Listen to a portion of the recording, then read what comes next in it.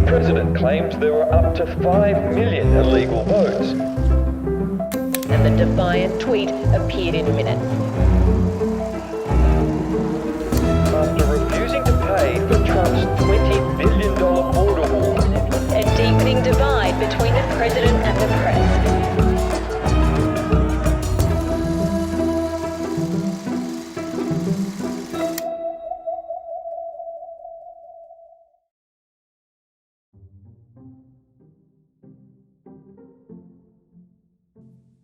His first full day in office, and the Trump motorcade delivered America's new president to the church pew. Before a trip to make amends with the Central Intelligence Agency. I love you. I respect you. But in front of the stars that represent CIA agents killed in action, President Trump continued his war on the media. They are among the most dishonest human beings on earth. And they sort of made it sound like I had a feud with the intelligence community. Despite statements like this. Disgraceful that the intelligence agencies allowed any information that turned out to be so false and fake. And that's something that Nazi Germany would have done and did do. The new president's first stop might have been to mend fences. Trust me, I'm like a smart person. But he used 9 of 15 minutes there to talk about himself. Did everybody like the speech? You had to like it. I've been on for 15 times this year. I don't think that's a record, Mike, that can never be broken. Do you agree with that? The former CIA boss was so horrified his staff issued a statement. Former Director Bannon is deeply saddened and angered at Donald Trump's despicable display of self-aggrandizement in front of CIA's memorial wall of agency heroes. Trump should be ashamed of himself. In another blow for President Trump's ego, the former reality star, who prides himself in drawing a TV audience, had almost 20% fewer viewers than Barack Obama's first inauguration. Just the day after the inauguration, Trump's new White House spokesman, Sean Spicer, came out to speak to the media, and he was visibly angry. He was shaking with anger that the media have portrayed Trump's inauguration crowd as being much smaller than Barack Obama's back in 2009. He accused the media of using photos to manipulate the size of the crowd, accused the media of reporting inaccurately. This was just a sign of things to come. This was the largest audience to ever witness an inauguration, period.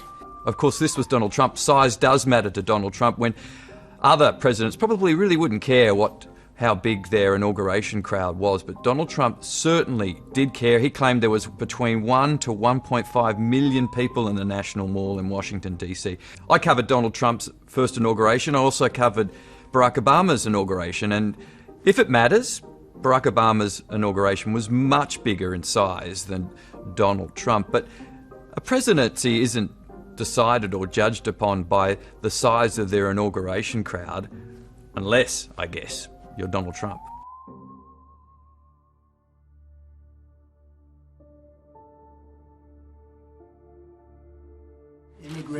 It was his most popular promise. Very important. We've been talking about this right from the beginning.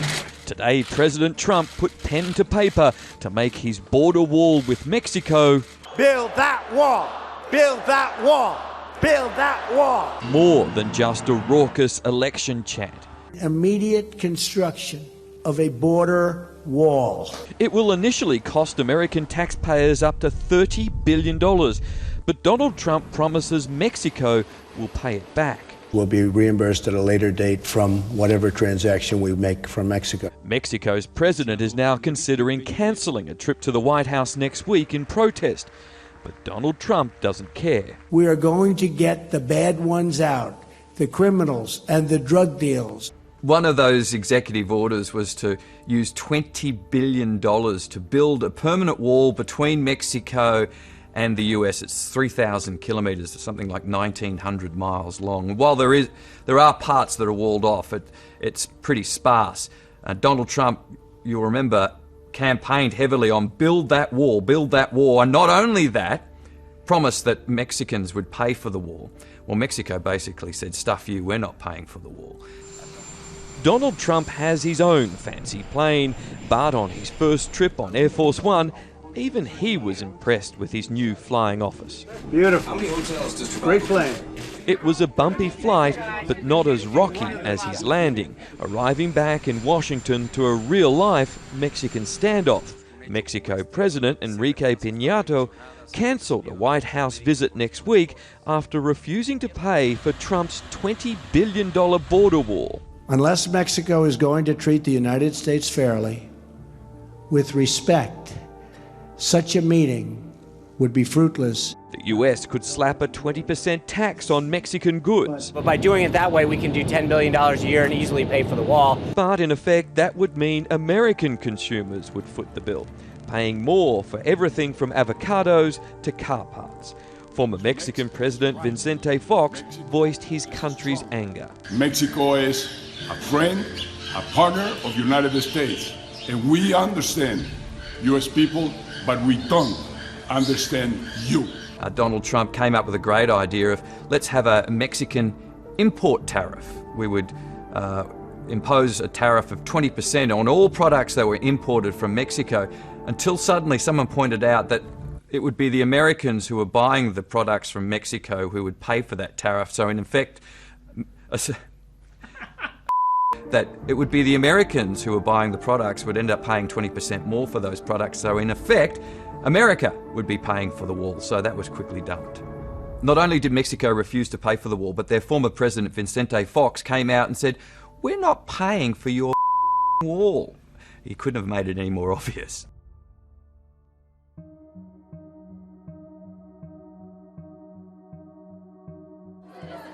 Chaos and confusion at JFK Airport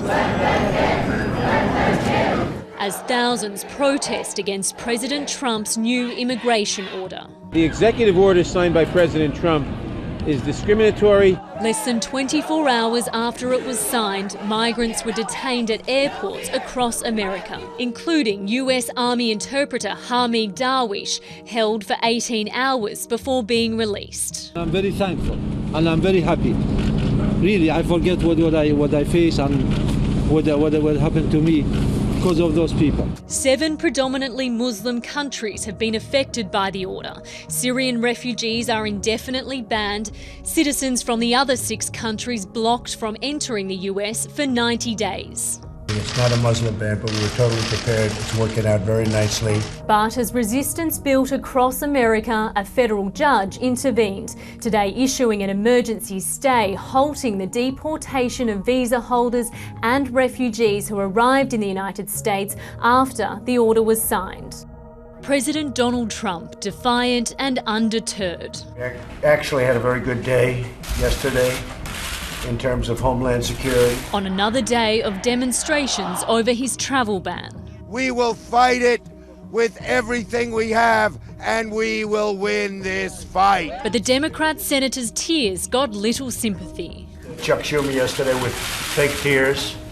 I'm going to ask him who is his acting coach. And the reality star turned president today fired his acting attorney general after the Obama-appointed Sally Yates ordered government lawyers stop defending Mr. Trump's executive order. Speaking out for the first time since leaving office, her former boss praised protesters, saying he fundamentally disagrees with the notion of discriminating against individuals because of their faith or religion. Across the weekend, 109 people were detained in American airports, many in the sky, when the travel ban was signed. They've all since been released, but lawyers vow their fight has just begun.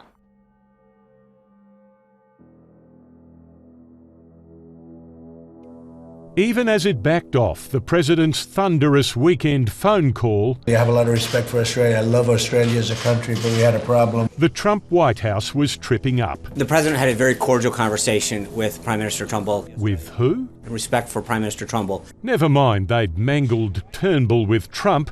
The man himself returned from his morning exercise vindicated. You've just heard his spokesman said that we had a very cordial conversation. How cordial? Well, President Trump called the Turnbull Obama plan to settle Manus and Nauru refugees in the US the worst deal ever. Added, "I don't want these people." Accused Australia of exporting the next Boston bombers and ended the cordial call 35 minutes early. He's clearly a very big personality. Yep. We have some wonderful allies, but we're going to keep it that way. But we have to be treated fairly also. The refugee arrangement President Trump pilloried as a dumb deal is still on, but the 1,250 would-be US citizens face a very, very extreme vetting process. We secured the commitment from the US president that we wanted. but at a cost. Both sides of the Canberra-Washington relationship are now working overtime. As one insider told me today, it's a flurry of diplomatic outreach, all to beat out the dent in relations left by Sunday's phone call. One of Trump's first calls to foreign leaders was to then Australian Prime Minister Malcolm Turnbull, and it was about an agreement that Turnbull had reached with the Obama administration of taking 1,200 asylum seekers off Manus Island, and America would repatriate them in America, and in return Australia would take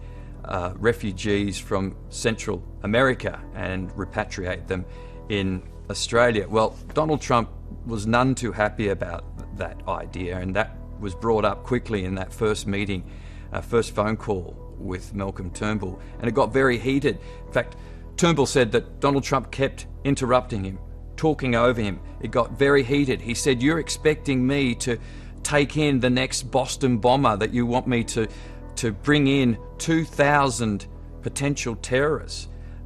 It certainly wasn't quite the welcoming phone call that Malcolm Turnbull was expecting. He called it a stupid and disgusting deal, and that he would never agree to it.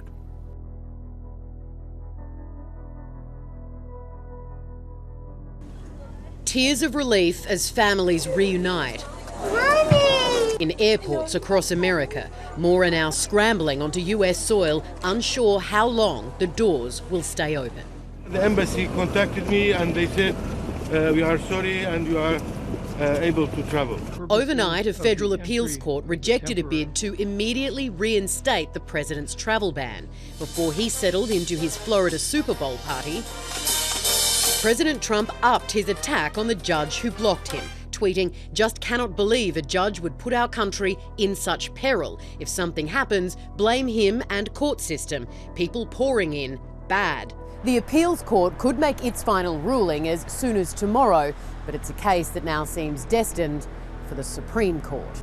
Donald Trump made many promises during the election, and when he was sworn in the first few days, he was very quick to enact upon those promises. He used what was called an executive order. They're orders that are made by the president without having to go through and get the approval of Congress, and he signed more than 20 in the first month alone, and one of them was this order to ban travel from Muslim countries. He said that that would stop potential terrorist attacks on US soil. It caused widespread outrage across the world. It was seen as being discriminating against people based on their religion, and ultimately a court would stop Donald Trump from enforcing that travel ban. Breaking news tonight. A federal appeals court has just ruled against President Trump. A major blow for America's new president. Everything is ground to a halt. President Trump loses. In a unanimous ruling, 3 appeal court judges refused to reinstate his controversial travel ban, and the defiant tweet appeared in minutes. "See you in court. The security of our nation is at stake," President Trump wrote, then said, "We'll see them in court. It's a political decision, and we're going to see them in court, and I look forward to doing it." From the states fighting him, "We have seen him in court twice, and we're 2 for 2. Judges ruled the government showed no urgent need for the ban, no evidence that any alien from any of the countries named in the order has perpetrated a terrorist attack in the United States. They agreed the ban would hurt families and universities if it went ahead. Right now, a Supreme Court fight is unpredictable. There are still only 8 justices after the death of one last year, and ideologically, they're split down the middle. If they were to tie 4-4, it means today's ruling would remain. There are now 12 lawsuits in 8 states against the travel ban.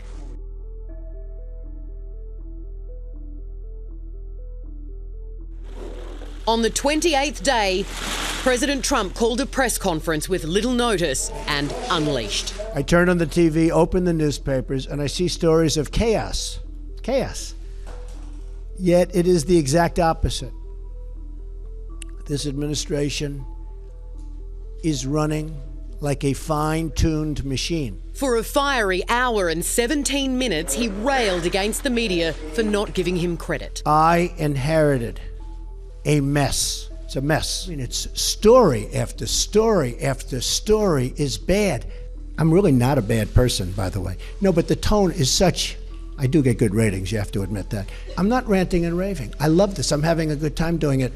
But tomorrow the headlines are going to be Donald Trump rants and I'm not ranting. Trump's critics called today's conference a meltdown, even unhinged. But for his supporters, it's another victory against the elite, a key reason they sent him to the White House. I'm here following through on what I pledged to do. That's all I'm doing. And it seems he'll have to get used to the headlines. Fronting a Conservative conference, Donald Trump was back among friends. I love this place. He made a victory lap before launching an attack on the press. A few days ago, I called the fake news the enemy of the people, and they are. They are the enemy of the people. The long-running feud, again the focus of today's speech to his Republican supporters. They shouldn't be allowed to use sources unless they use somebody's name. Sources like those who leaked information about sacked National Security Advisor Michael Flynn's conversations with Russia. Today, Donald Trump took a swipe at law enforcement for the leaks, saying the FBI is totally unable to stop the national security leakers that have permeated our government for a long time. Shortly after Donald Trump's speech, his press advisor Sean Spicer came under fire from a group of news outlets, including CNN, who say they were banned from a White House update, a move that concerned some journalists so much they boycotted the briefing. In December, Spicer made this statement. I think we have a respect for the press when it comes to the government, that is something that you can't ban an entity from. Today, a deepening divide between the president and the press, a narrative that's dominated his first month in office.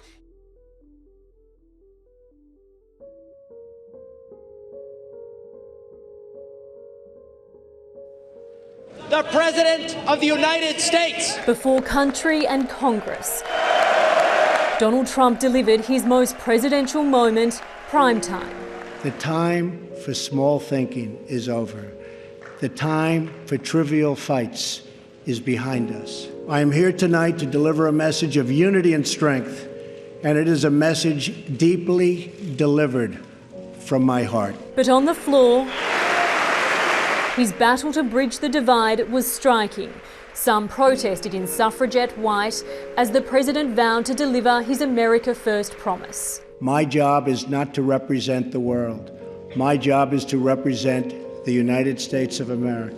He'll build the wall on the Mexican border, scrap Obama's healthcare reform, and destroy IS. A network of lawless savages. He didn't mention Russia by name, but America is willing to find new friends. He plans a revised travel ban and immigration reform. Nations around the world, like Canada, Australia, and many others, have a merit-based immigration system. If there was one unifying image, it was military widow Karen Owens, as the president led a long-standing ovation to her Navy SEAL husband Ryan, who died in a recent raid in Yemen. Ryan is looking down right now, you know that, and he's very happy because I think he just broke a record. Even those who disagree with the substance of tonight's address admit this is a turning point in tone for Donald Trump. They're now waiting to see if this is a new reality or just a speech. Believe in your future and believe once more in America.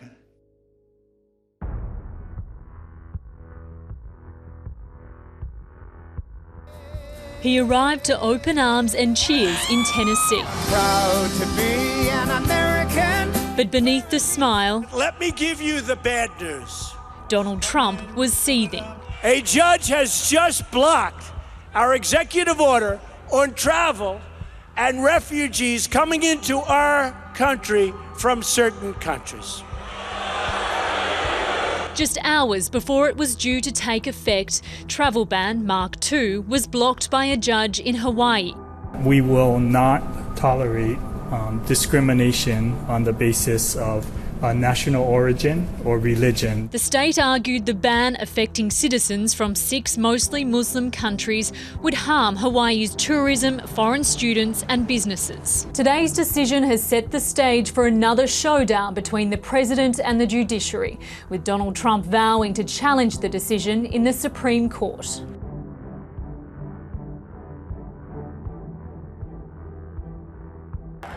Climbing into a big rig with a double fist pump,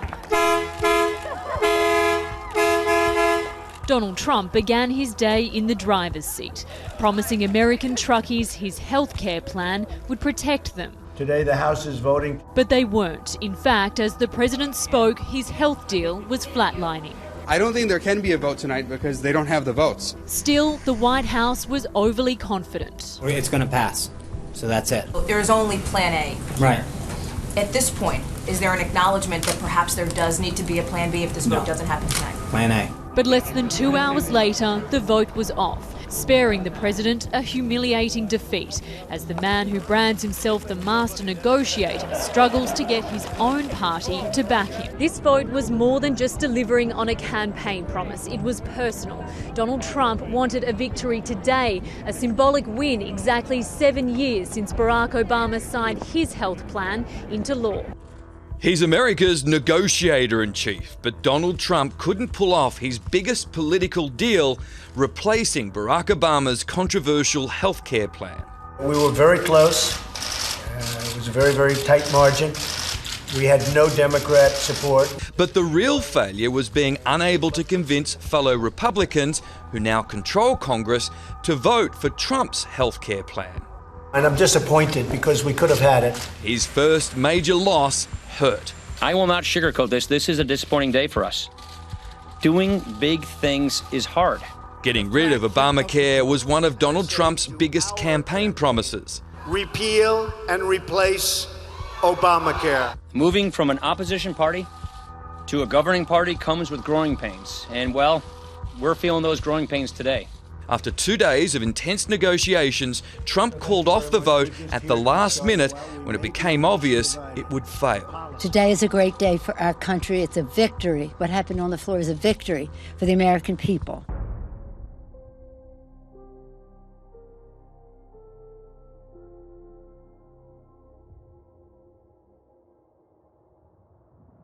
From under the cover of darkness, launched from warships in the Mediterranean, a barrage of missiles in a surprise attack. 6 years into the Syrian war, and America makes its first direct assault. The trigger, this week's chemical attacks. Tonight I ordered a targeted military strike on the airfield in Syria from where the chemical attack was launched. 59 Tomahawks were fired at 3:45 a.m. local time from destroyers the USS Porter and USS Ross, targeting Syria's Al-Sharat airbase, 120 kilometres from where those chemical attacks occurred. The chemical blitz killed at least 72 people and injured hundreds more, including children. Autopsies have confirmed a nerve agent was used, probably sarin. It left the victims in agony, paralysed, frothing at the mouth. President Trump was deeply shocked by the images. No child of God should ever suffer such horror. The world condemnation was near universal. It's a serious matter. It requires a serious response. And critically, it moved Mr. Trump to reverse a long-standing US position against involvement. This is our breaking news, the first video of US military strikes. The president had hinted action was imminent yesterday on board Air Force One. I think what happened in Syria is a disgrace to humanity. And he's there, and I guess he's running things.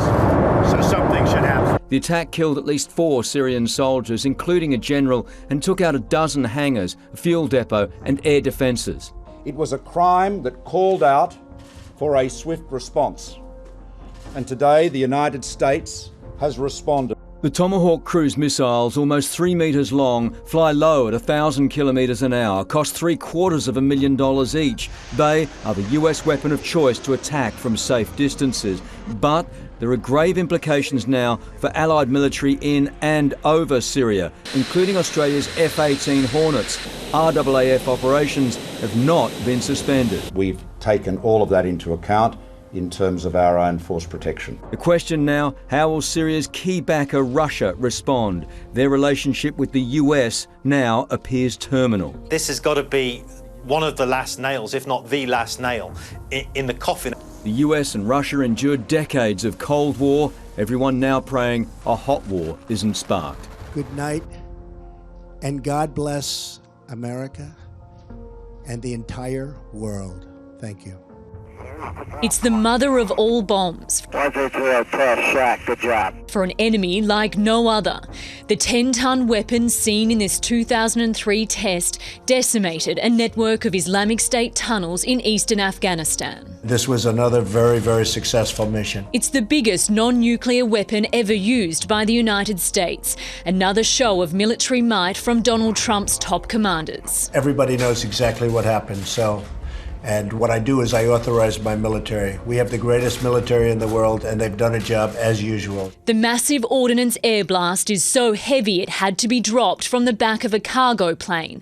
10 metres long and costing $21 million, it has a blast radius of 2.5 kilometres. This is part of the Trump doctrine. Use military force around the world in selective cases to send a signal to the whole world. A week after targeting Syria, this latest strike is considered not only a warning to enemies in the Middle East, but also a show of force to North Korea as it threatens to carry out another nuclear test. These pictures released today show Kim Jong-un guiding a special forces operation, smiling as commandos jump from planes. And another side of the dictator. Foreign reporters were woken at 5 a.m. and invited to see not weapons, but a ribbon-cutting ceremony. A new high-rise complex to prove the country's economically strong and capable of funding a potential war.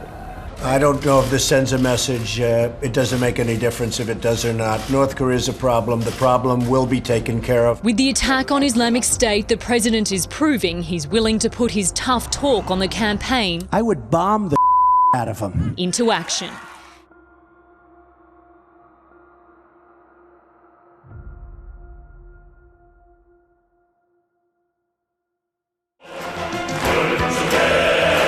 The pride of a nation on display, either propaganda or a dark ambition. As the trumpets sound, the images on screen reveal a simulated nuclear strike on a US city, something America fears dictator Kim Jong-un could have the ability to carry out one day, and precisely what America will use all its might to prevent. North Korea is the most dangerous and urgent threat to the peace and security of the Asian Pacific. America's Vice President rousing the troops on board the USS Ronald Reagan at her home port in Japan. The shield stands guard, and the sword stands ready. Mike Pence has been firming support from the Japanese, themselves within firing range of a North Korean ballistic missile.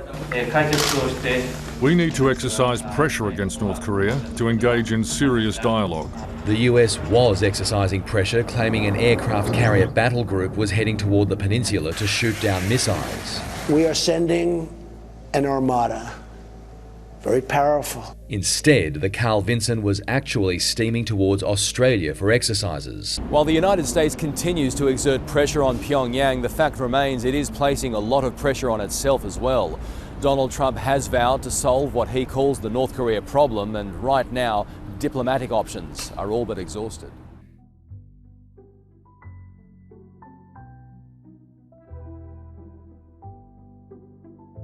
It was an ambitious action plan. 100 days to make America great again. We will get the job done. But on the eve of the milestone, Donald Trump was playing down his pitch. There's a very extreme emphasis placed on these 100 days, Joni. It's not quite as big as they're saying, but we have really laid a foundation. But so far it's based on executive orders, not legislation, despite his majority in Congress. The 100-day standard historically has always been mainly a question of how much legislation have you got through Congress. From the get-go, key war cry promises were falling apart. Trump decided days after the election jailing Hillary Clinton was a bad idea. From day one, he didn't drain the swamp. His cabinet's worth $14 billion. 4 days in, he did scrap the Trans-Pacific Partnership. But the wall is stalled. Mexico's president cancelled a White House meeting, and they won't pay for it. Day 9, the travel ban sparks global protests. It's then killed off in court. Trump sacked his first national security advisor by day 25 over contact with Russia. Then, even his party wouldn't support his promise to scrap Obamacare. Day 77, President Trump bombed Syria, determined to show American might. Donald Trump's approval rating is hovering in the low 40s, making him the most unpopular new leader in modern American history. But ultimately, his presidency won't be judged by the first 100 days, but the 1,362 days he has left.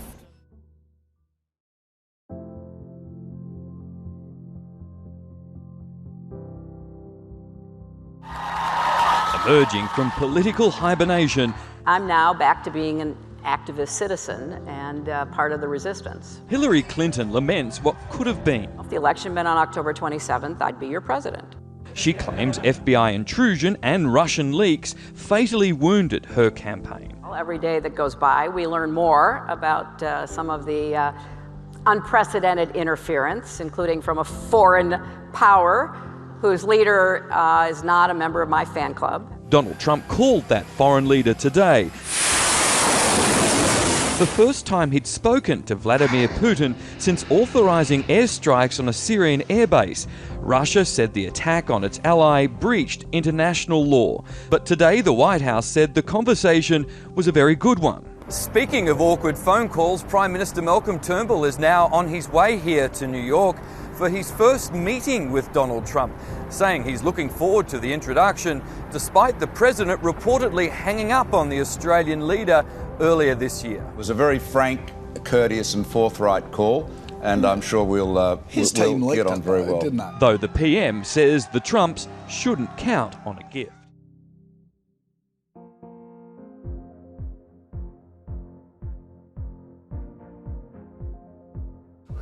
Finally, face to face. Appreciate your waiting. President Trump couldn't wait to give his new version of that famously testy phone call he once labelled the worst he'd had. That was a big exaggeration. I want to tell you, we had a great call. A little bit of fake news, as the expression goes. That's exactly right. Mr. Trump flew into the historic New York meeting claiming the fight over our refugee resettlement deal was long over. I love Australia, always have. Their wives joined the pair for a black tie dinner peppered with celebrity friends like John Travolta and Grant Hackett, recently in rehab.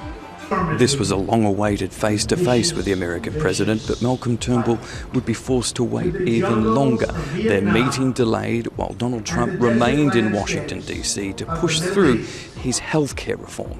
I'll be honest, I didn't like the look of our Prime Minister being kept waiting. Their eventual meeting was cut in half, but they claimed to cover a lot in 30 minutes. From national security to trade to immigration and enhanced economic cooperation.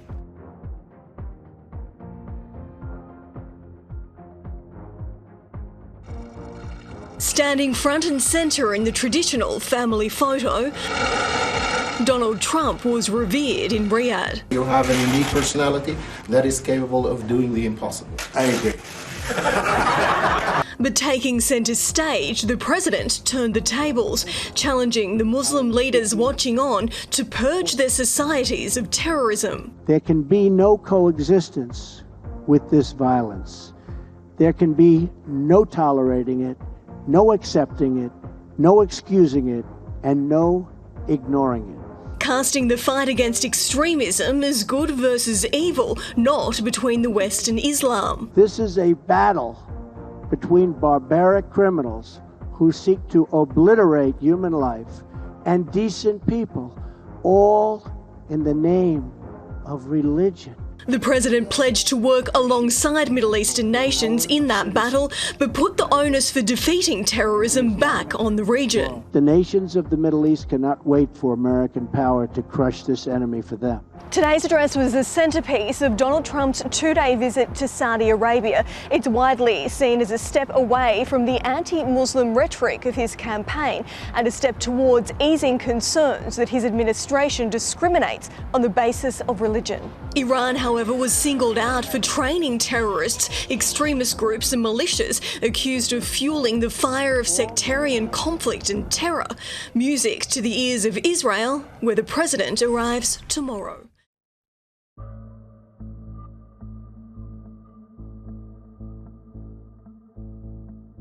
After 22 days without a press conference and nearly 48 hours off Twitter, Donald Trump was feeling popular. Oh, I look at those hands up there, President. Claiming he'd been vindicated by James Comey's explosive evidence yesterday. No collusion, no obstruction.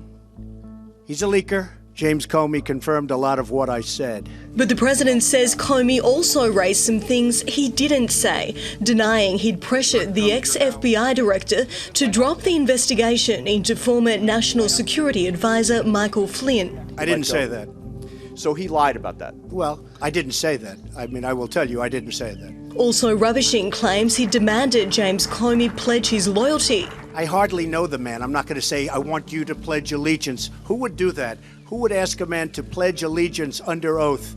I mean, think of it. I hardly know the man. Effectively accusing the nation's former top cop of lying under oath, perjury, a criminal offence. Would you be willing to speak under oath to give your version of those events? 100%. It's now Donald Trump's word against James Comey's, with both men accusing each other of lying. That's unless the conversations were recorded, as the president hinted last month. Donald Trump tweeted James Comey better hope that there are no tapes of our conversations before he starts leaking to the press. I'm not hinting anything. I'll tell you about it over a very short period of time. The Intelligence Committee's now demanded any tapes be turned over by June 23. That's if they exist. Are there tapes, sir? Oh, you're going to be very disappointed when you hear the answer. Don't worry.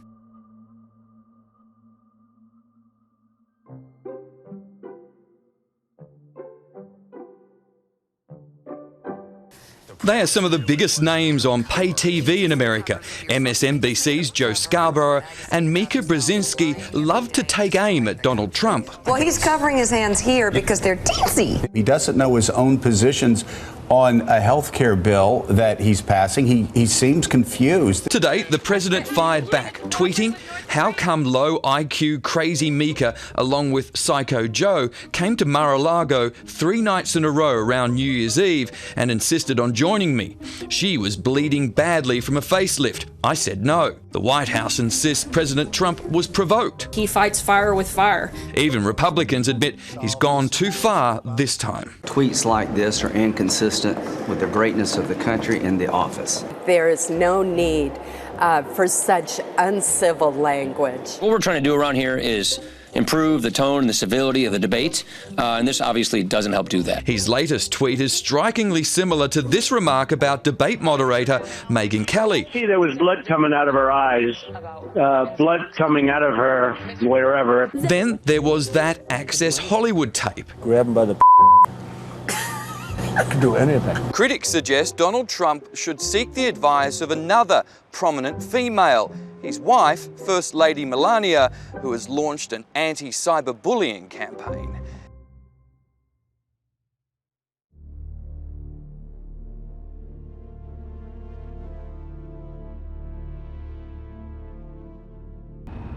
This was a giant leap forward by North Korea. A mobile missile launcher unleashing a weapon of serious power, range, accuracy. New pictures show the stage separation and a nose cone that could hold a nuclear warhead. From US President Donald Trump, the world's reaction, dismay. There is the capacity for the intention to actually be crazy enough to use it. A missile that flew to 2,500 kilometres way above the orbiting space station, capable of reaching Alaska and Northern Australia. Developing the capacity to deliver a nuclear bomb to Darwin. The UN Security Council called an emergency meeting. The United States is prepared to use the full range of our capabilities to defend ourselves and our allies. Japan says it will never tolerate a nuclear-armed North Korea, while South Korean defence chiefs released this frightening simulation of what they could do in a shooting war. But Australian defence chiefs see no immediate threat. I think that there is very little risk at the moment to the northern part of our country. But before any real war, the threat is looming of a trade war. The US warning of sanctions on China if it doesn't do more against North Korea. And the Australian government is sympathetic with that plan. The US says it will announce sanctions within days. Time is short. Action is required. Something to occupy all those leaders at the G20 in Hamburg.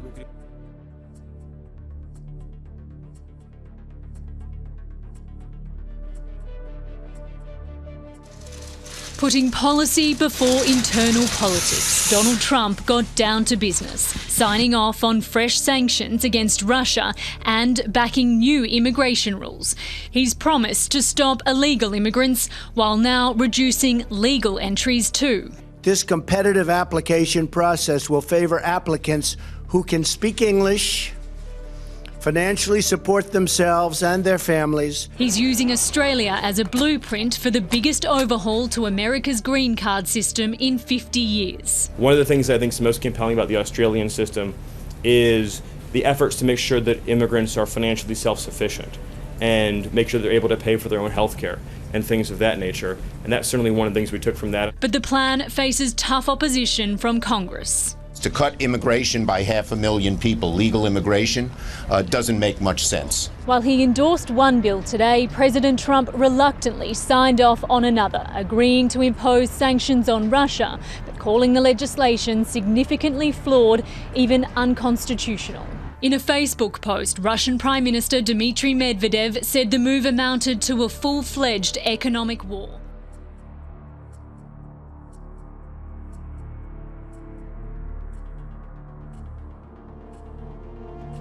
They've been the bane of the Trump administration, and today the White House declared war on leakers. I have this warning for would-be leakers: don't do it. The crackdown came just a day after a transcript of the president's fiery first phone call with Malcolm Turnbull was made public.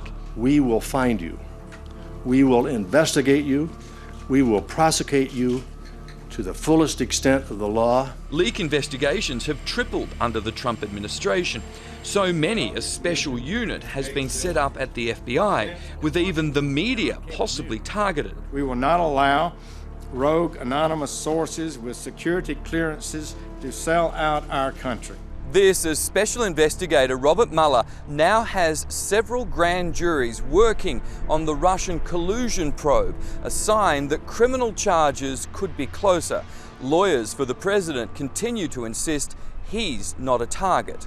He is clearly within the purview of this grand jury's investigation, whether it's for obstruction of justice or whether it's for actually violating laws in connection with the Trump campaign colluding with the Russians. The president left for a 17-day working holiday at his New Jersey golf club, a much-needed break after a tumultuous first 200 days in office.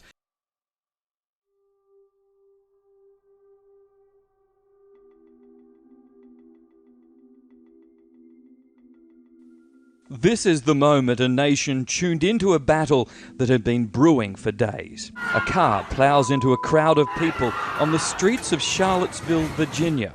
And just went flying everywhere, the pedestrians. And I mean, it's the most horrific thing I've ever seen. At least one person was killed, more than 20 injured.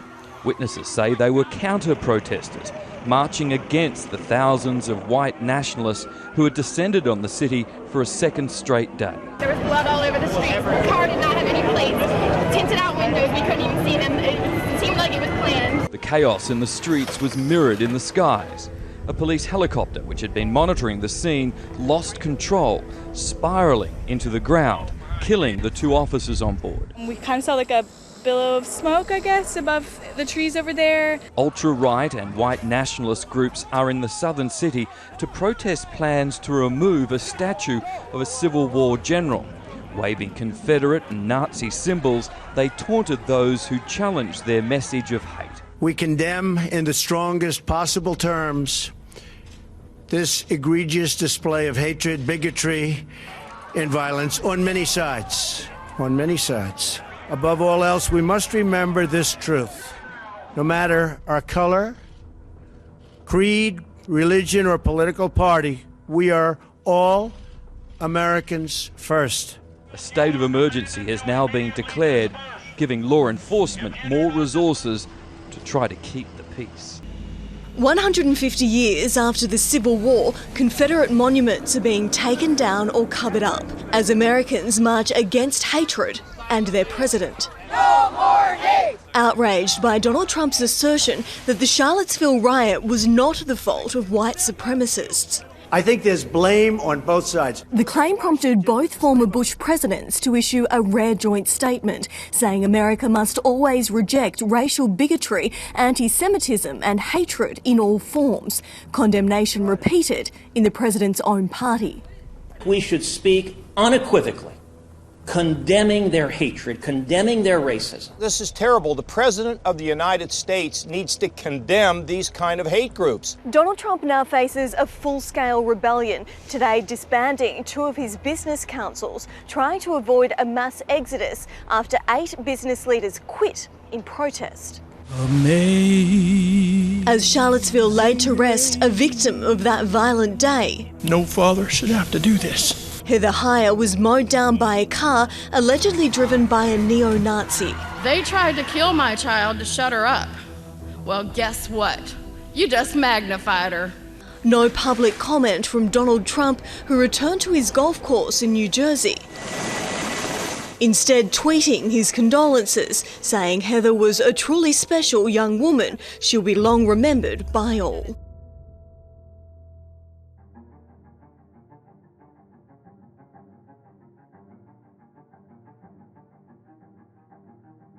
Donald Trump had campaigned on taking a tougher stance on North Korea. Barack Obama had warned him that it was perhaps the biggest and most dangerous challenge, and Donald Trump threatened absolute violence on North Korea if it continued its push towards nuclear weapons. North Korea quickly tested that theory and launched its first successful intercontinental ballistic missile not long after Donald Trump took power, and then successfully tested what many people believe was a hydrogen bomb. Donald Trump said any attack by North Korea would be met with fire and power, the likes that has never been seen before, and he'd go on to call Kim Jong-un, the dictator, Little Rocket Man. Kim Jong-un would respond and call Donald Trump a US dotard and said a frightened dog barks louder. Donald Trump would respond that my nuclear button is bigger than your nuclear button, it actually works. This is the President of the United States getting into a slanging match with a dictator about whose nuclear button is bigger. It's not funny, it's damn frightening. President of the United States of America. The star speaker at an organisation he mocks, Donald Trump delivered an ominous verbal attack on North Korea, promising the real thing could soon follow. The United States has great strength and patience. But if it is forced to defend itself or its allies, we will have no choice but to totally destroy North Korea. Menacing words too for its dictator, who he calls Rocket Man is on a suicide mission for himself and for his regime. That comment launched an arsenal of internet memes aimed at Kim Jong-un. Critics warn the rhetoric may just embolden the dictator. But our Prime Minister agrees with the US President. President Trump and I have said exactly the same thing. If he attacks the United States, that is a suicide note for his regime. Foreign Minister Julie Bishop, who will deliver Australia's UN address on Saturday, spoke with the President after his speech. I think the focus should be on North Korea's behaviour rather than the way the President may or may not describe him. North Korea wasn't Donald Trump's only target. He also called for action against what he labelled the murderous regime of Iran, indicating America could pull out of the Iranian nuclear deal. The Iran deal was one of the worst and most one-sided transactions the United States has ever entered into. Frankly, that deal is an embarrassment to the United States. President Trump warned parts of the world are going to hell before threatening to help send them there.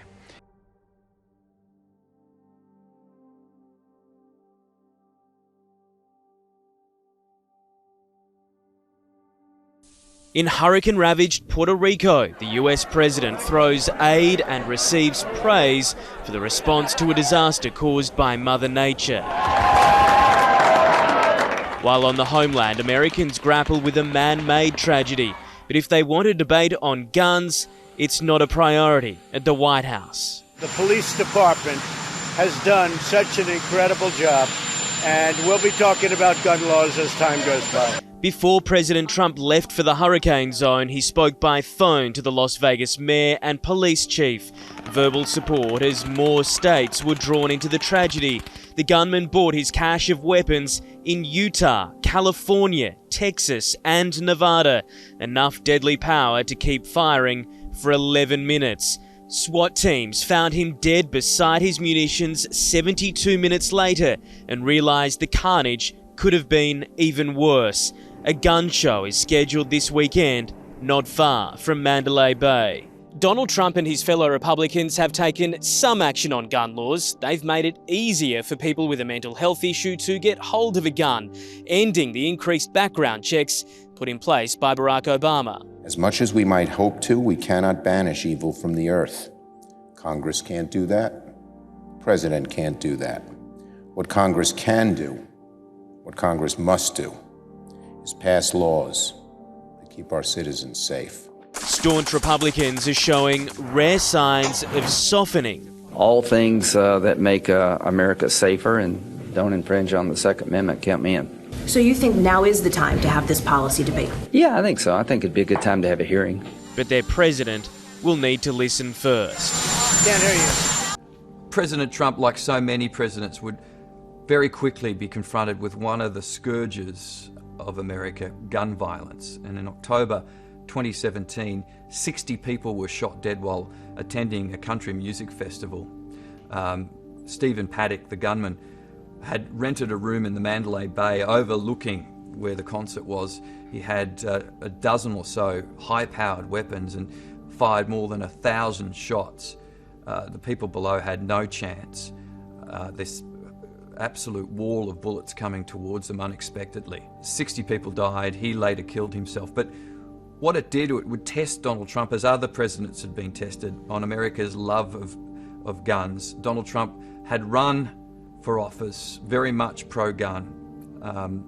He would come out and say that he opposed tightening gun laws, saying that tighter gun laws would not stop a madman. It would only infringe upon the rights of law-abiding citizens. He did, however, allow one small concession, the so-called bump stock, which was a stock that was added to a gun that would make a semi-automatic gun into an automatic gun.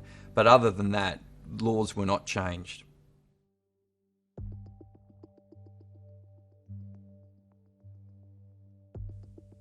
It's what opponents have long dreamed of, turning off Donald Trump's Twitter feed. And for 11 minutes, the president's direct connection with supporters didn't exist. When it was turned back on, Trump tweeted, "My Twitter account was taken down by a rogue employee. I guess the word must finally be getting out and having an impact." Turns out it was that rogue employee's last day. Twitter says it's taking steps to prevent this from happening again. If one individual at Twitter can have this type of access to an account and shut it down, then what's to prevent them from threatening nuclear war? Real Donald Trump has almost 42 million followers and has tweeted 36,000 times. A single word setting world agenda, like threatening war with North Korea. With his Twitter account back on, today Donald Trump embarked on the longest presidential trip in 25 years, a 12-day Asian sweep with stops in China, South Korea and Japan to talk about the growing danger of North Korea. Before he left, the president issued a warning to Islamic State after it claimed responsibility for this week's New York terrorist attack. So when we have an animal do an attack like he did the other day on the west side of Manhattan, we are hitting them 10 times harder. And of course, he backed up the threat with a tweet.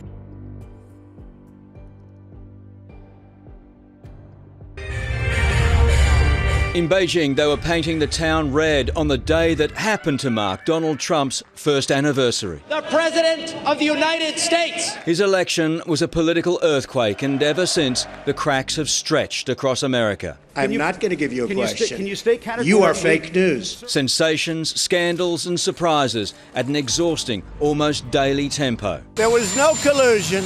There was no nothing. It's a disgrace. He's marked the anniversary with, how else? A tweet congratulating voters. But it's been a year like no other in presidential history. Threats to invade Mexico, flatten North Korea. Rocket Man should have been handled a long time ago. His failure to pass a single landmark law, the revolving door of senior staff. He boasts the stock market is high, unemployment low. But there's been a furor over his handling of immigration, race issues and right-wing extremism. It's a list that's taken him to record low approval ratings. So, 1 year on, and President Trump is identical to candidate Trump. Combative, controversial, unpredictable. And his supporters say anyone hoping for change will be disappointed.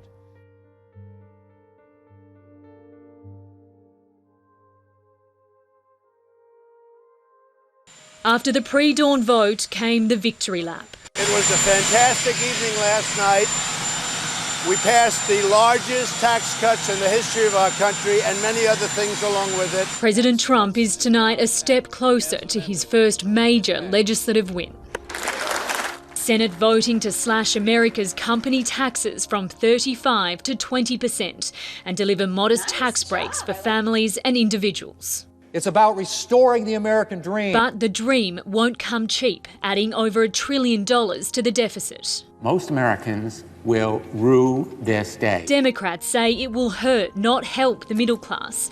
The bill, 400 pages long. Can you tell me what that word is? Was distributed just hours before the vote with hand-scribbled amendments. I want you to take a look at this, folks. This is your government at work. Speaking before a room of donors in Manhattan today, President Trump claimed victory. If you look at it, we're going to grow the country.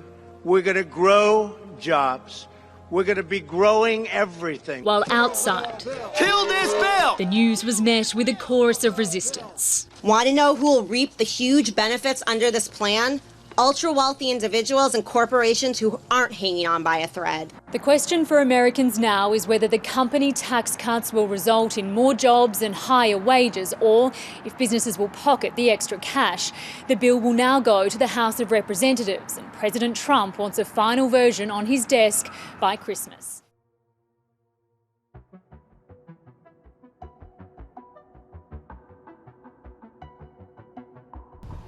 A tale of two cities, as the Star of David and Stars and Stripes are projected onto the old city of Jerusalem, Palestinians take to the streets.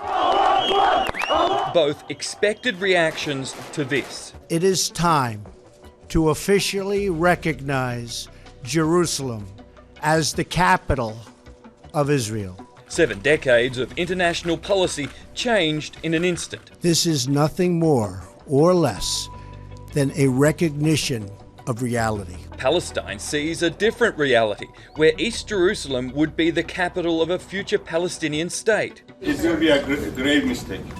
Grave mistake. It will not bring any stability, peace, but rather chaos to the region. World and regional leaders, including NATO allies and the Pope, had warned the president against this decision. It's now being described as a symbolic slap to the face to millions of Muslims and a gift to the Jewish people. We're profoundly grateful for the president for his courageous and just decision. President Trump's also broken ranks with more than 80 other nations that have embassies in Israel, following through on a campaign promise. We will move the American embassy From Tel Aviv to Jerusalem. We will not be taking steps to move our embassy. America set to be isolated in one of the world's oldest cities and longest running disputes. The Israeli pushback against protests in the narrow streets of Jerusalem's Old City and outside the walls at Damascus Gate.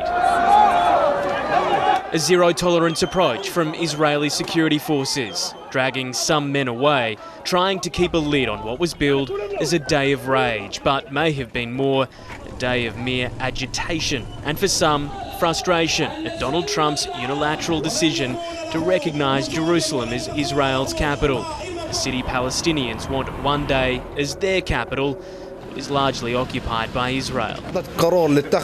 Trump's decision was a mistake, this Palestinian shopkeeper says. It will cause problems across the world. And today the protests spread from the West Bank, where more rocks were hurled at Israeli soldiers, more tear gas fired back, to Turkey, Lebanon, Jordan and Iran. At the United Nations, the US tried to clarify, but not back away. The United States has not taken a position on boundaries or borders. The specific dimensions of sovereignty over Jerusalem are still to be decided by the Israelis and the Palestinians in negotiations. But most other countries believe those negotiations are now much harder after the US effectively took sides. This was Israel's response to a third day of Palestinian rage. Protesters hurl stones at Israeli troops. They respond with tear gas, rubber bullets and stun grenades. Riot police on horseback to quell protests against Donald Trump's decision to recognise Jerusalem as Israel's capital. In Gaza, funerals were held for 2 Hamas militants killed by Israeli warplanes that bombed weapons factories. The airstrikes coming just hours after rockets were fired into Israel. In Cairo, an emergency meeting of Arab leaders was held with a plea to the international community. We call on all the world's peace-loving nations to reject the US president's illegal decision and to recognise the state of Palestine with East Jerusalem as its capital. Palestinian President Mahmoud Abbas says he'll snub US Vice President Mike Pence when he visits the region this month. They have no mandate to give away Jerusalem to an occupying power. While global pressure is unlikely to change President Trump's mind, the anger keeps growing on the streets of this divided city. President Trump challenged by the media. Why are you making anti-Muslim videos? For reposting videos purporting to show violence by Muslims.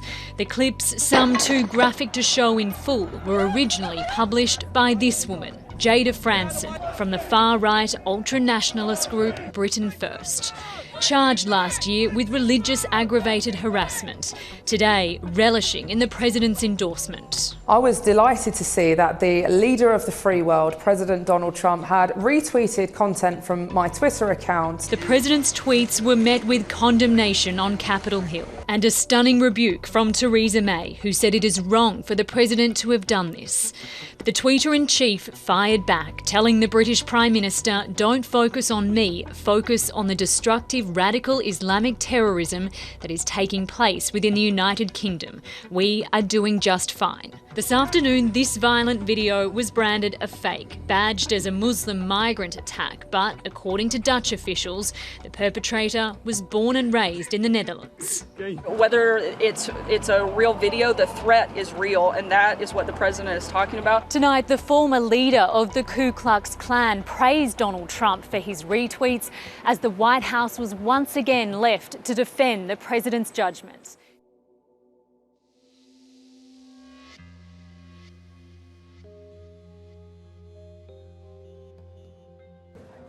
Steve Bannon, once Trump's right-hand man, now dishing the dirt, and the president isn't happy. I think furious, disgusted would probably certainly fit when you make such outrageous claims. In an explosive new book, Trump's former chief strategist rips into the president's son, son-in-law and former campaign chairman, calling their infamous meeting with Russians during the election campaign treasonous and unpatriotic, insisting they should have called the FBI immediately.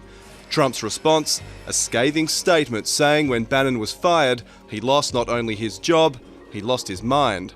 A far cry from these comments at the time. Steve's been a friend of mine for a long time. I like Steve a lot. And Bannon defends the Russia investigation, long dismissed by President Trump as a witch hunt. This may be strategic by Bannon to try and demonstrate that he had no part in conduct that he may perceive as risky by other members of the Trump team. And tonight, a major development. As the clock struck midnight in Washington, Donald Trump's lawyers issued a legal threat, warning Bannon of numerous material breaches of his employment agreement and making disparaging statements and in some cases outright defamatory statements about President Trump and his family. In another sensational development, it's been revealed Trump's former campaign chairman is suing the Justice Department and Special Prosecutor Robert Mueller over the Russia investigation. Paul Manafort claims the probe is too broad and therefore illegal, the latest attempt by the Trump camp to have it shut down.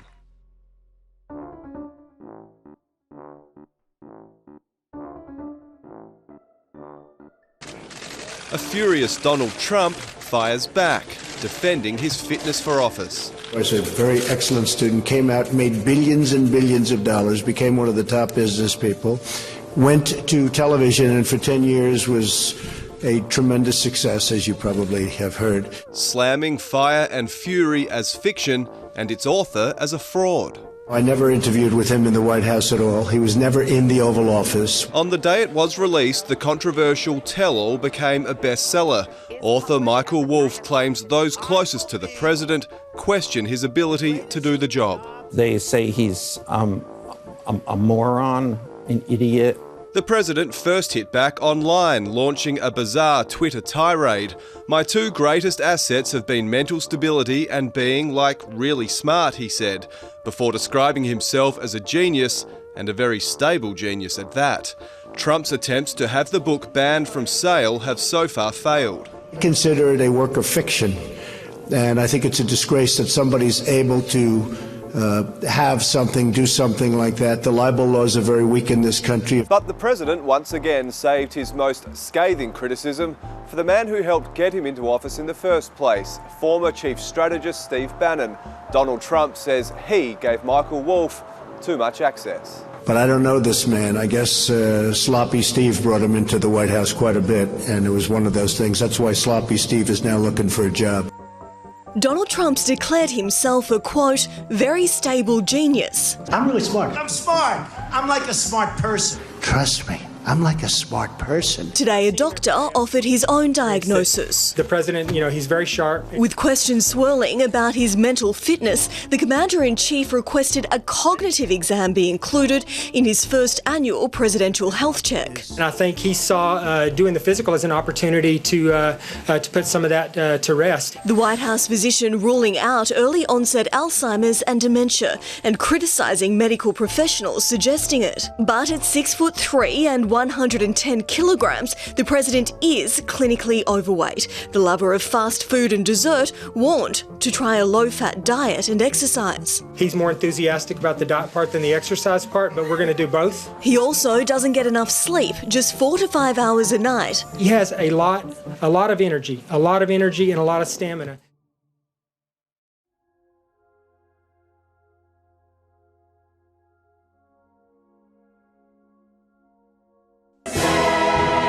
From day one, it was high drama, even for a reality star. So help me God. Congratulations, Mr. President. Yeah! Sparring with the press. I'm not going to give you a question.